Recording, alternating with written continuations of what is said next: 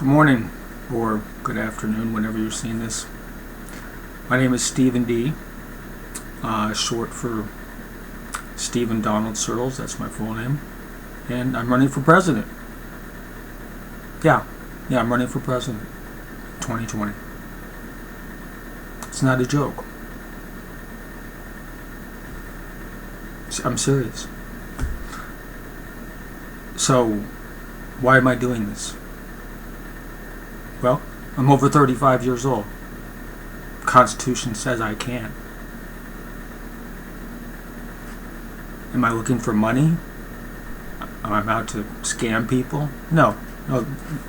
You can look. There's no PayPal donation button at the moment.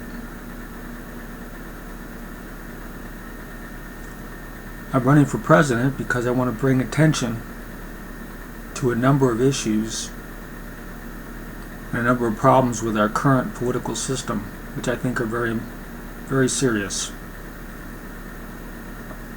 Our society, our country, our world is in crisis. And how far my candidacy goes, I don't know.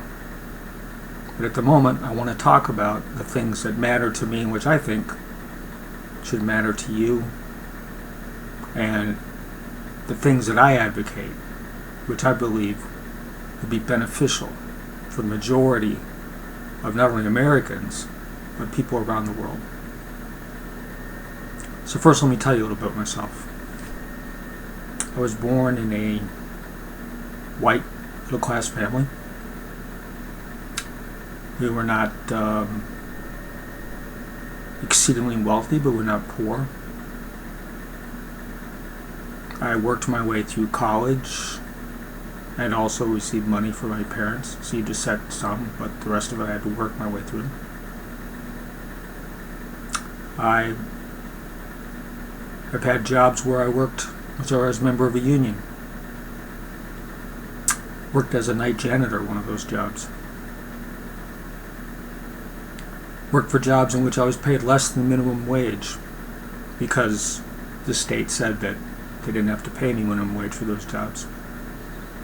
Whether it was, working for food service in dormitories when I was going to college, or whether it was working as a counselor at group homes when I immediately got out of college. I worked for very little money. I have a past history of drug abuse. Yeah, that's right. I inhaled. I did more than inhale. I had problems with substance abuse. I was fortunate that I overcame those problems. But if I'd been arrested at that time, I would have been put in jail. Probably for a number of years. So I don't believe in our current war on drugs, even though I'm no longer a substance abuser.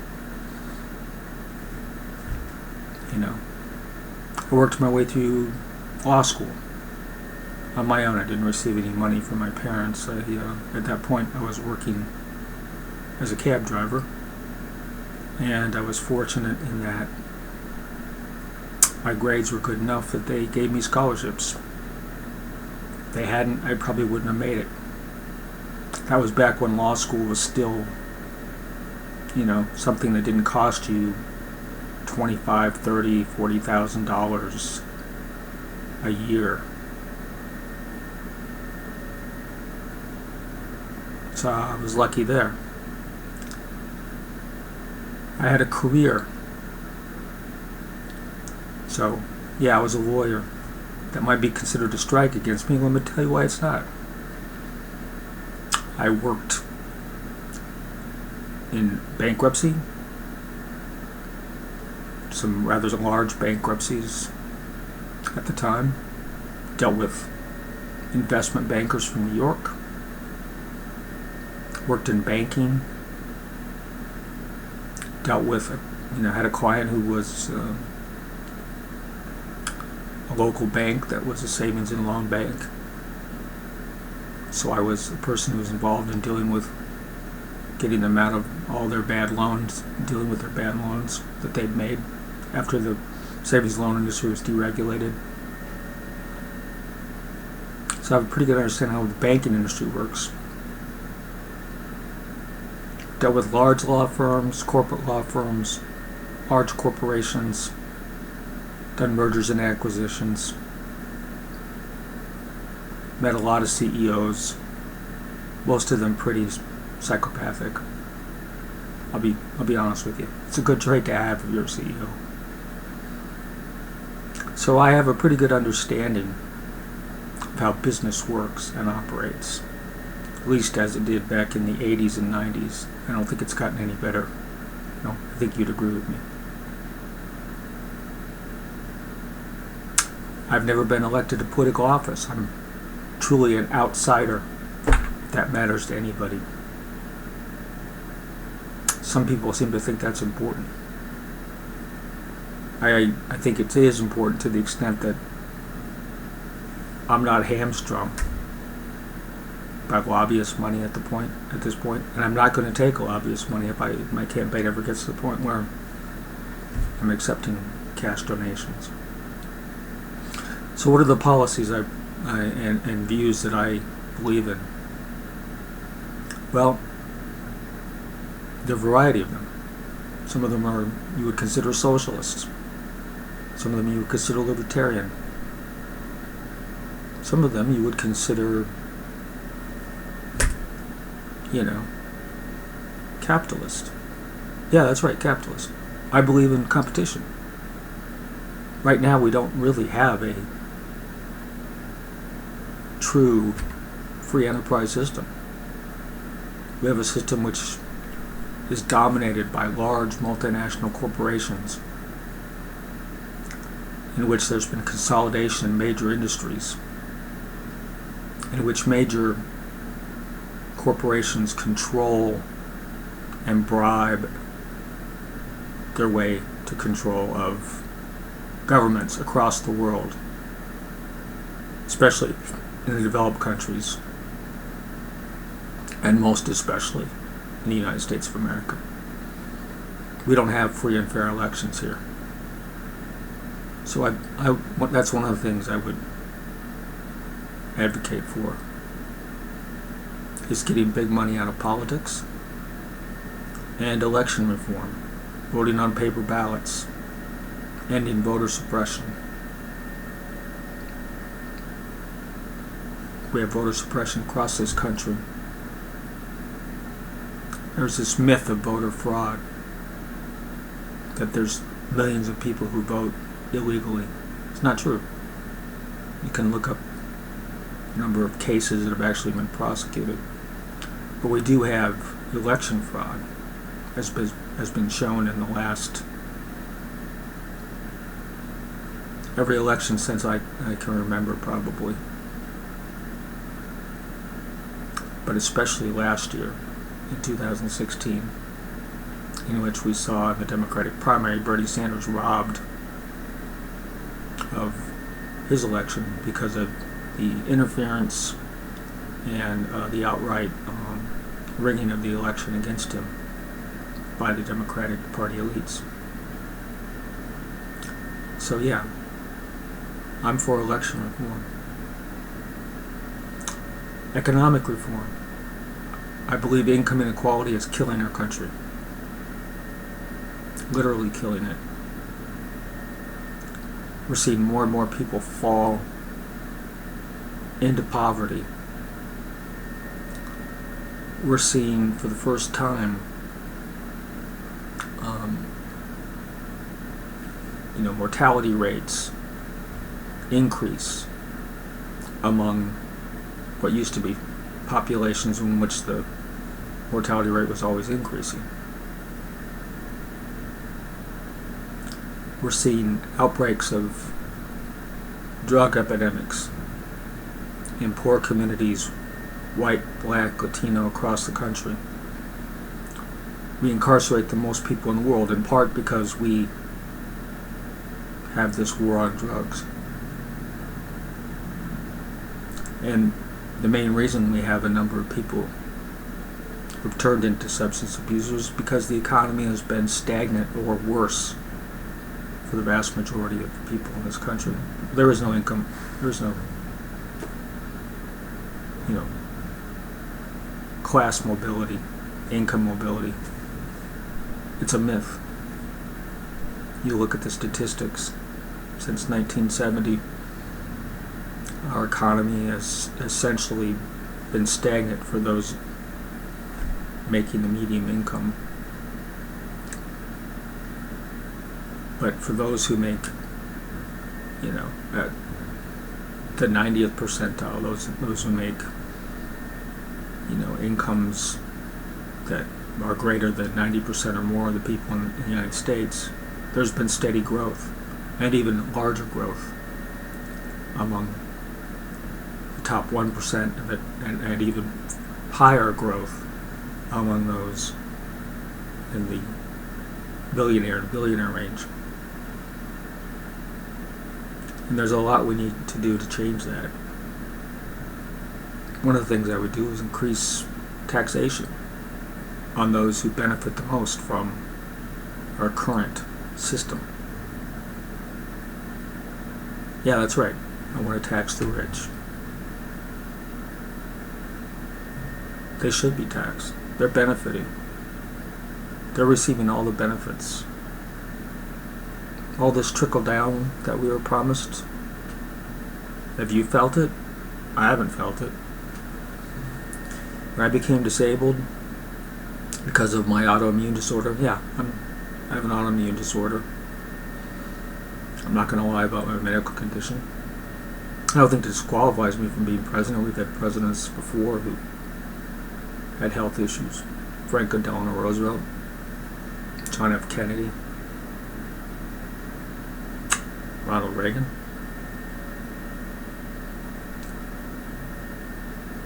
But what we've seen is that incomes for majority of people, despite increased, quote, productivity, has increased. Wages have stayed stagnant, and even worse, the number of hours that people are employed is decreased steadily. Benefits, pensions, healthcare benefits have all become either eliminated or degraded to the point where they're essentially not much benefit for a lot of people.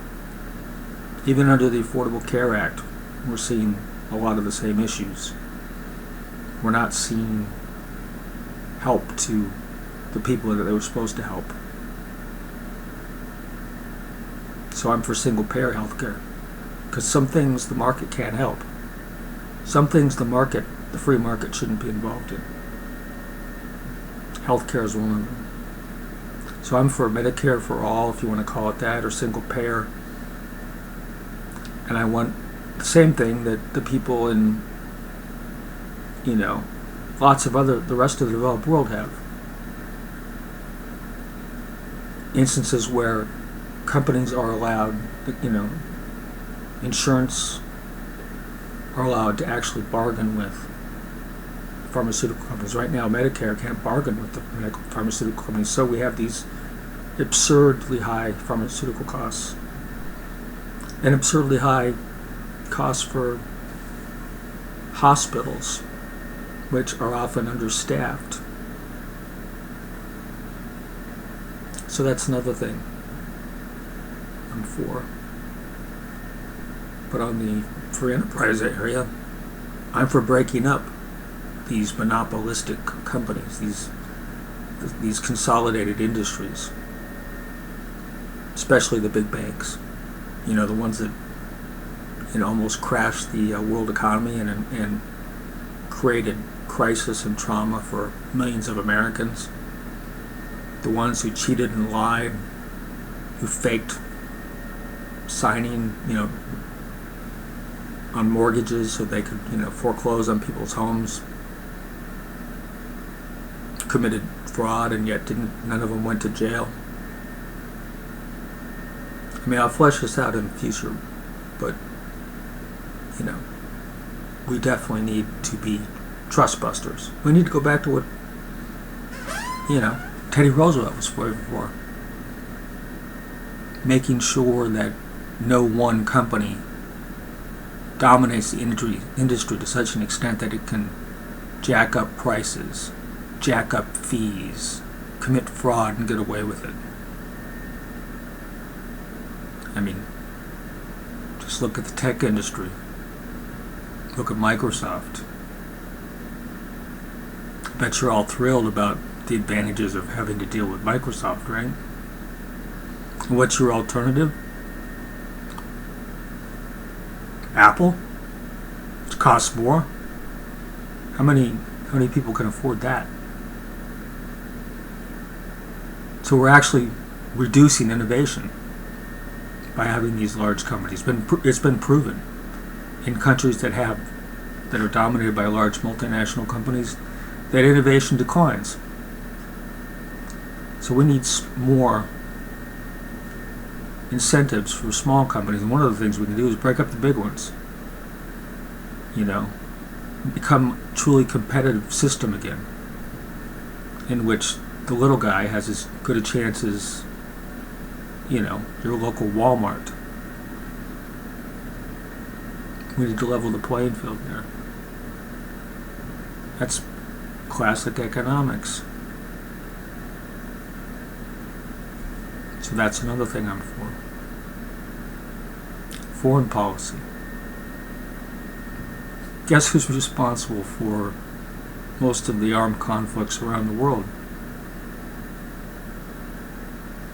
USA. USA. That's right. In fact, we've permitted our government, our executive branch, to literally, without our knowledge, go into countries and, you know, assassinate people, shoot weapons, kill innocent civilians. We're supporting the Saudi Arabia, one of the most despotic countries in the world, country where the majority of the 9/11 terrorists came from, in helping them in their wars against Yemen and Syria, which is essentially, you know, genocidal sectarian warfare against Muslims that are not fundamentalist Sunnis, primarily Shiites. That's what we're doing. So that's another thing I'd be in favor for. Eliminating, you know, moratorium immediately upon becoming president on any actions that we're undertaking around the world in countries in which we have not declared war under the Constitution. And I would, you know, ask for people coming out of Afghanistan, not continuing to be there. Removing whatever ground forces we have in Syria. Working with people to find an acceptable solution to the system rather than simply pursuing a regime change around the world.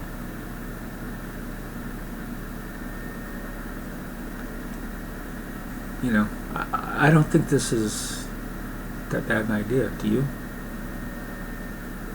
I'm against trade agreements because they tend to favor large national corporations, again, at the expense of labor, at the expense of the environment.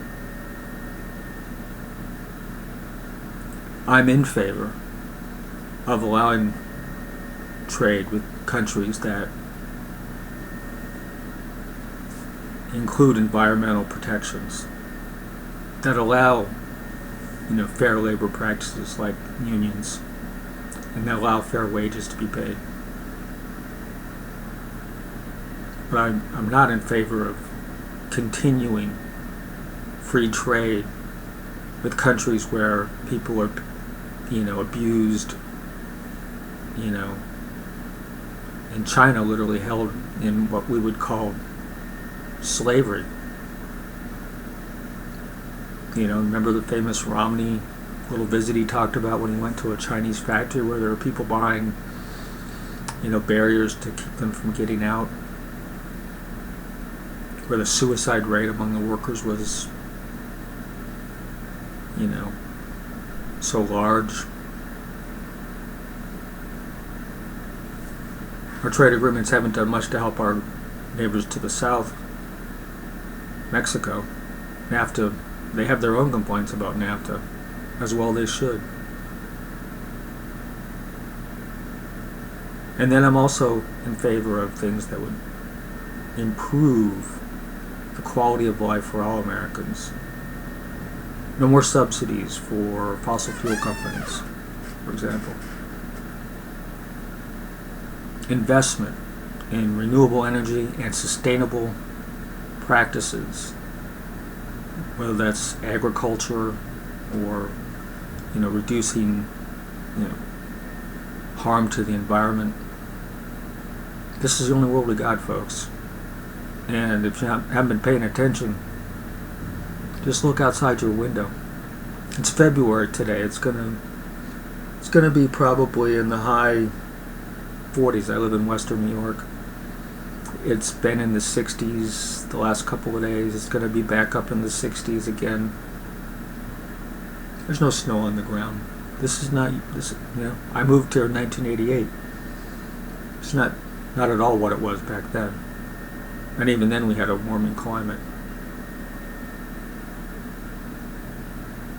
Look at the people in California suffering from drought. Or the people in India, the Middle East, Australia, horrific heat waves.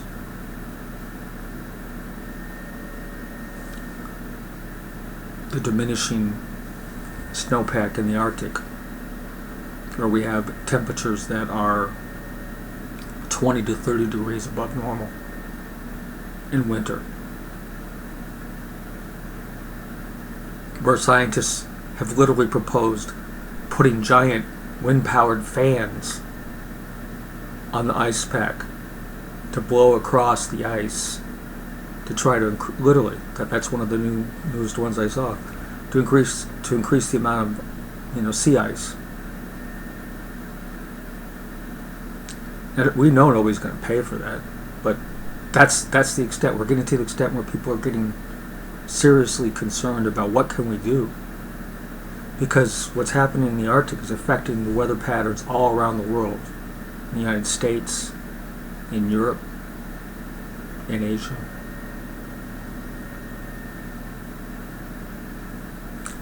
By 2030, we anticipate that, or maybe even sooner, I can't recall, it might be, by 2025, it's expected that coastal cities will experience flooding, 3 times a week.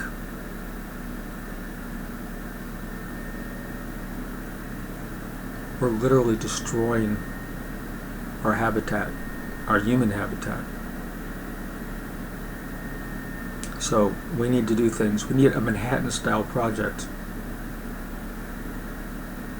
to find ways to increase renewable energy. And one of the ways we can fund that is getting rid of the subsidies we pay.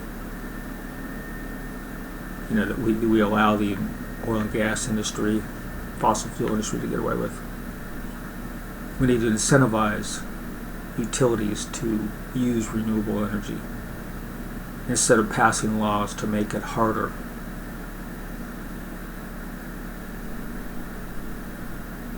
So those are some of the things I stand for. I'll be laying out more of my policies and platform and what I'd like to see done.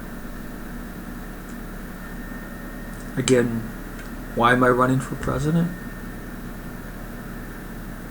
Because I want these policies discussed. I want people to have, to know about things that are out there, that are possibilities. like a guaranteed basic income. I bet most of you have never heard of that. But with increasing, technological replacement of human labor, we're only going to see more and more poor people. Hell, the Pentagon is planning on mega cities in which, we'll see in America the same types of, slums and shanty towns, etc., on the borders of cities like, New York and Chicago that we now see down in Rio or Sao Paulo or other places in Brazil, where the water is so polluted that, there are outbreaks of salmonella, or typhus and diphtheria.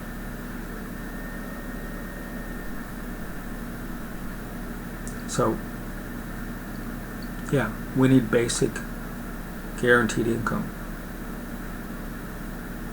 It means everybody gets paid an amount that puts them at or above the poverty level, guaranteed. Doesn't mean they don't have to work, but if they can't work for whatever reason, because of disability or because they've been laid off or can't find a job, they're guaranteed a certain amount of income.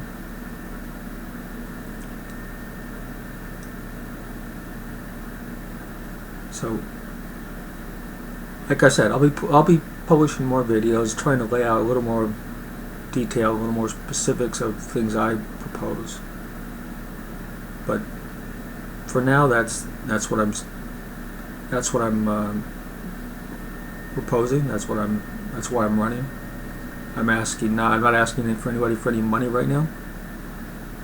I don't know where this is going to go, but I am going to ask you, if you see this video, to share it on Twitter, Facebook, on Reddit, wherever, because we need to start talking about and proposing, an agenda that offers people something, that just doesn't scapegoat people and say, well, they're the reason, immigrants are the bad guys, or lazy black African Americans are the bad guys. They're the ones who are causing all the problems in our society. No, that's not the truth. What's causing all the problem is we have a two-party system that is essentially in agreement on one thing: support corporations, large corporations, not small corporations. I'm all for helping small corporations. I want to have policies that make it easier for people to start businesses, to employ people. I don't want to make it harder for them. But we're seeing our two largest parties, which have effectively worked to keep out any competition from addressing these issues, because they are owned people by the large corporations. We saw that in this last election. We're seeing it now in the cabinet appointments that a billionaire, Donald Trump, is making to his cabinet.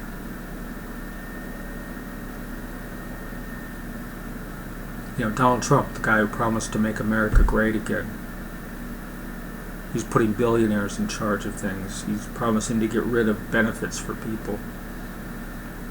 And what's he offering? What's he offering in exchange? I haven't seen anything he's offered anybody in exchange. What's he proposed that's going to help jobs,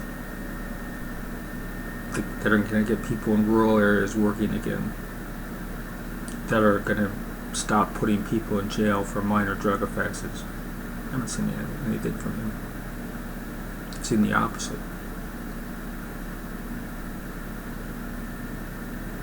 So, that's why I've made this decision. And whether you agree with me or not, I hope you at least consider what I've spoken about today. And like I said, if you find something you like, please spread this video. I'll be putting out more videos in the future expressing plans for dealing with our economic policy, for dealing with racial and religious and other discrimination in our country, for dealing with climate change and our reliance on fossil fuels and moving toward a sustainable economy rather than one that benefits people rather than corporations, and one that deals with our foreign policy, which is absurd. Just imagine, what this world would have been like if George Bush hadn't decided, based on, quote, faulty intelligence, to invade Iraq. If Hillary Clinton and President Obama hadn't decided to release the Joint Special Operations Command to help overturn regimes, to go after kill lists in dozens of countries around the world, and promoted regime change in Libya, creating again a haven for more terrorists, creating conditions which increase the number of people who want to commit terrorist acts, while also increasing the suffering and misery of the people in those communities. So, I thank you for your time. I am serious. Not asking for any money right now. But, like I said, sure would appreciate it if you'd share this as much as you can. Thanks very much. Stephen D. Stephen Donald Searles, that's my full name. Signing off. Take care, everybody.